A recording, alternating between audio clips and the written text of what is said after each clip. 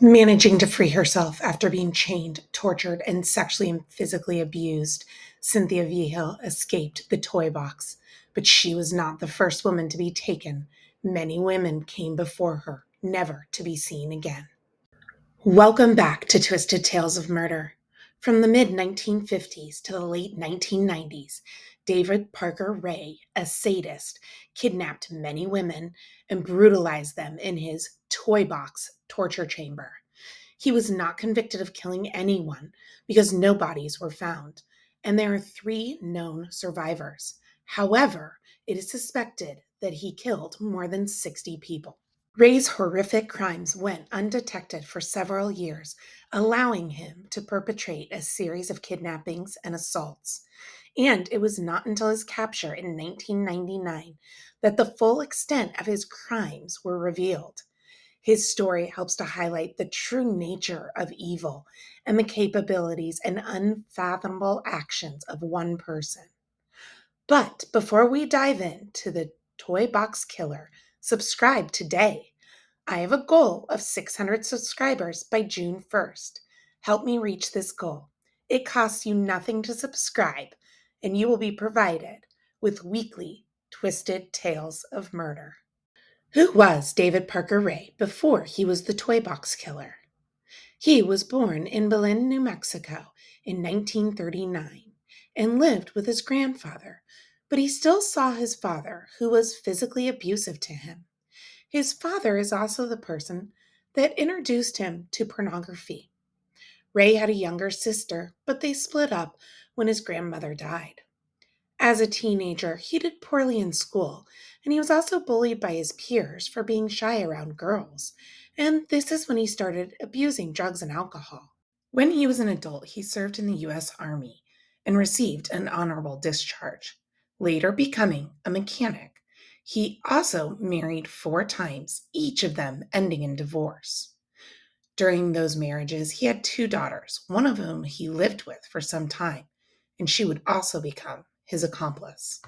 Ray's rough start continued to progress into adulthood and eventually led to him abducting, raping, and torturing women and presumably killing them as well. Exactly how many victims he claimed over the years is uncertain, though he may have started as early as 1950 when he was still a kid.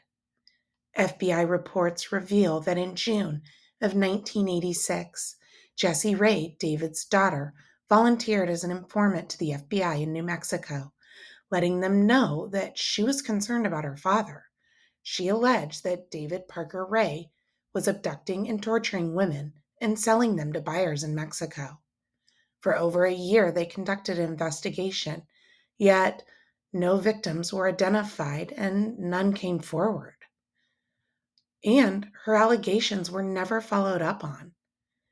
Chillingly, Ray's daughter would soon become his accomplice. The true extent of David Parker Ray's heinous activities did not come to light until the daring escape of a victim, which led authorities to uncover the sinister toy box where Ray perpetrated his crimes.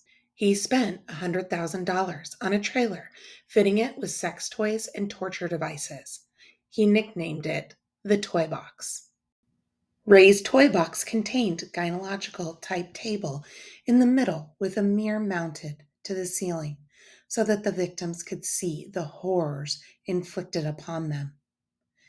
Littering the floor with whips, chains, pulleys, straps, clamps, leg bars, surgical blades, saws, and numerous sex toys. Chilling diagrams on the walls showed different methods of inflicting pain and a handmade wooden contraption which was used to immobilize his victims while he raped them.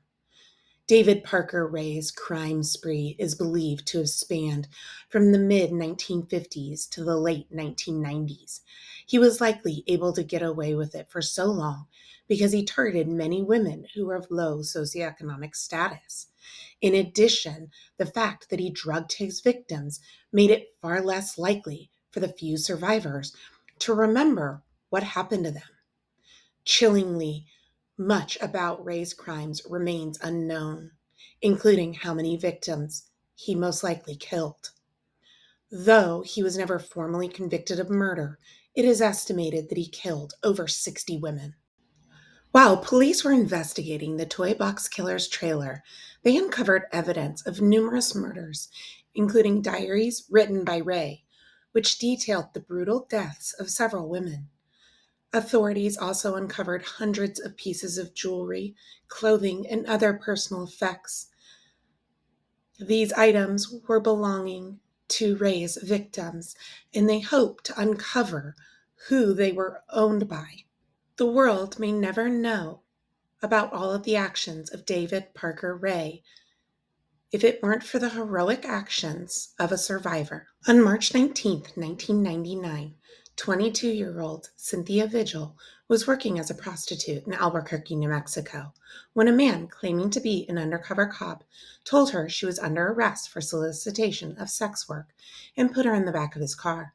This man was David Parker Ray, and he brought her to a nearby soundproof trailer, the Toy Box.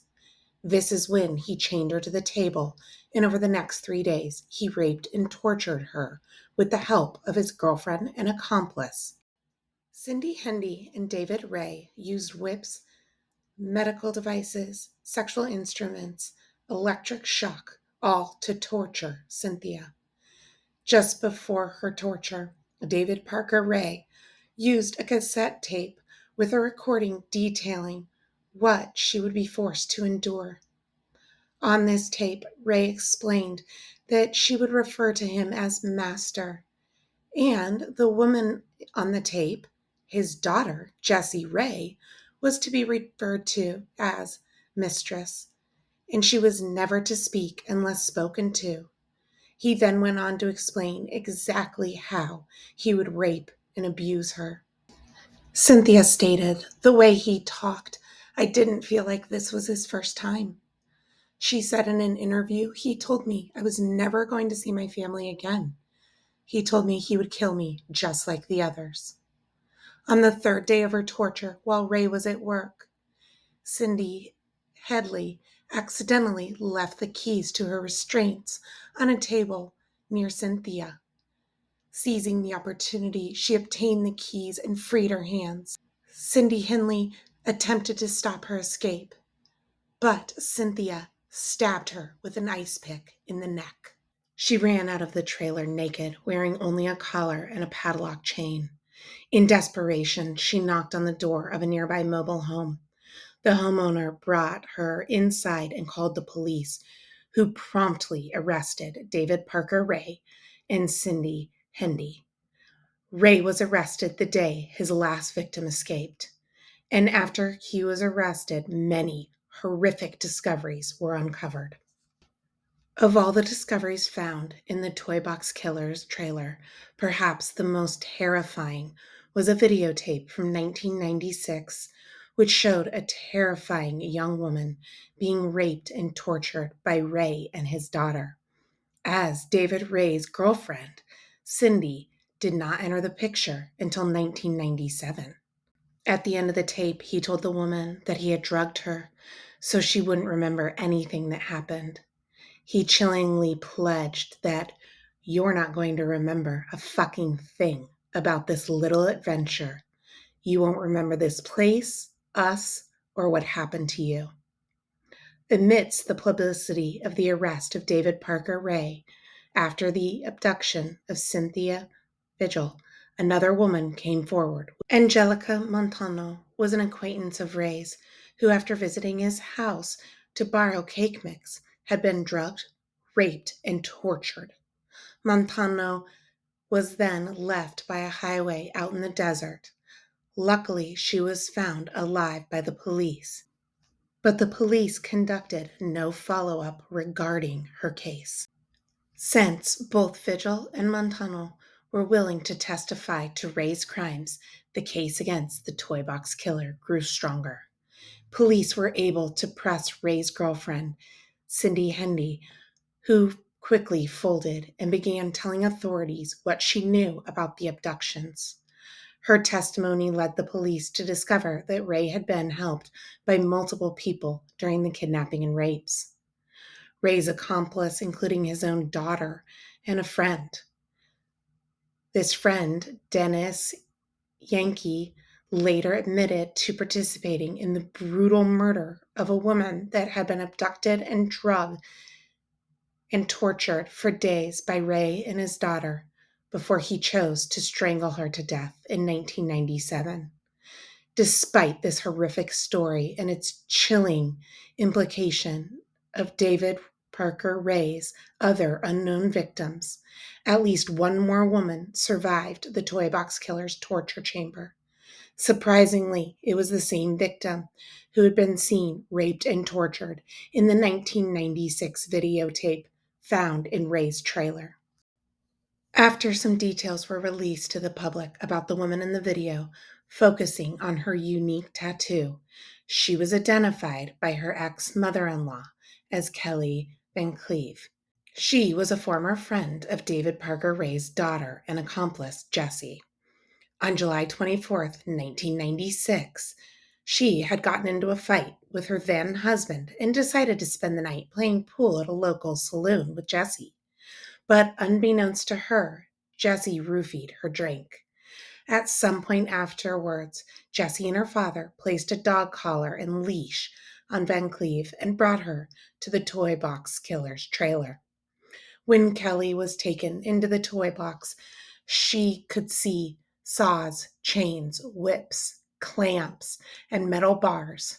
There were also medical cabinets and syringes, including a 7-foot coffin with restraints and ventilation holes that she would learn Ray used to keep his victims in. It was in the toy box that David Parker Ray raped and tortured her for 2 days. She miraculously survived the brutal attack, but neither her or her husband believed her story. In fact, her husband believed that she'd been cheating on him that night and filed for divorce. Due to the effects of the drugs, she had limited recollection of the event over those 2 days. But despite all the evidence, the authorities were unable to create additional cases against Ray. And although Ray's accomplices were able to identify areas they believed he had disposed of bodies, police found no human remains in any of these locations. Throughout the trial, the prosecution brought forward 2 of the surviving victims, along with the mother of a deceased victim. They all testified against Ray, describing the horrible tortures they endured. Ray's victims made their statements to the court and to Ray before the judge pronounced sentence. Van Cleve stated she wanted Ray to live a very long time and suffer in prison. She said the sick pervert will find no friends in prison, and she hopes he will be controlled and used in the same manner that she and Ray's other victims had been. Cynthia's grandmother said she prays for Ray that he will suffer every day for the rest of his life. Satan has a place for you. I hope you burn in hell forever, she stated. Cynthia revealed, I bear scars inside and out that will never heal. She said no punishment is equal to the agony she had to suffer. She said she is afraid of being tied down and helpless. She's afraid of the dark and even afraid to be alone.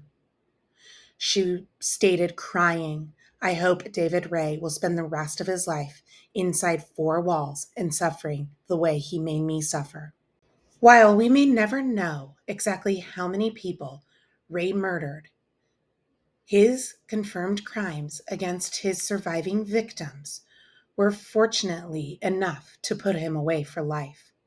The toy box killer was ultimately sentenced to 224 years in prison. However, David Parker Ray died of a heart attack on May 28, 2002, not long after his life sentence begun. He only served a total of 3 years.